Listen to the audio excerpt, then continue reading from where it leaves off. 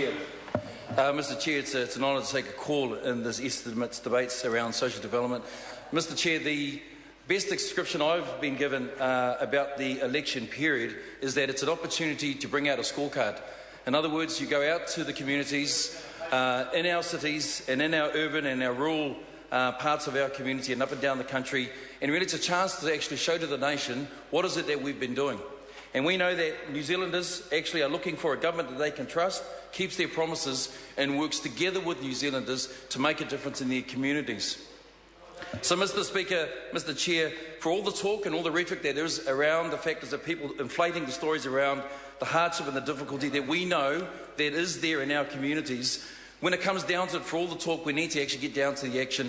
What is it that we've done as a government to care for those who are vulnerable, who need our support? Mr Chair, I just want to go back to one point.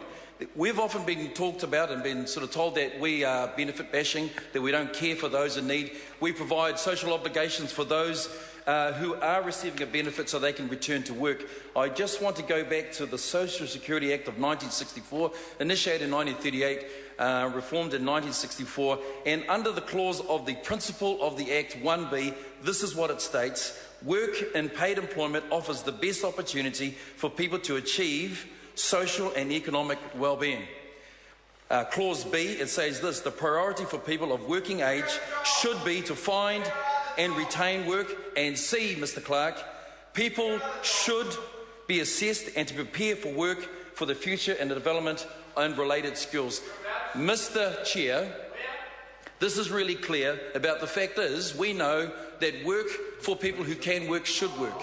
This is about social obligations. These welfare reforms that we have had have not gone away from the key principles, yes, and they were established in 1964. In fact, in 1938, Joseph Savage and others who set up these reforms were about caring for people, but here's what it said: work provides the best opportunities, and Mr Speaker, that's what we have done. So when we talk about social obligations, for those who can work, they should work. It's really simple. Most New Zealanders get it, right?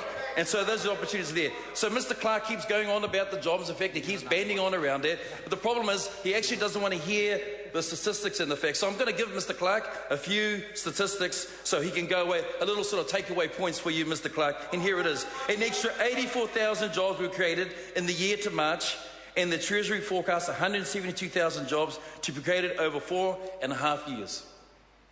There you go, 84,000 jobs.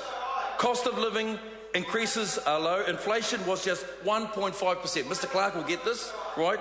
In the year to March, well below average weekly wage increases of 3.2%. So what we're saying is this, Mr Clark, and to others, but most importantly to the Kiwis who are out there are listening, this is a government that has delivered. When it needed to have the things that are important to care for the nation, this is what it's done.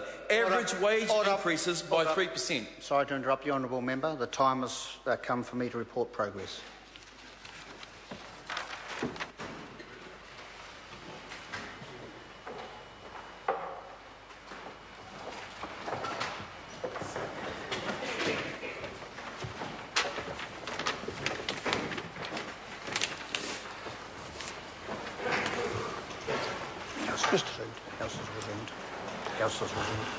The House is resumed.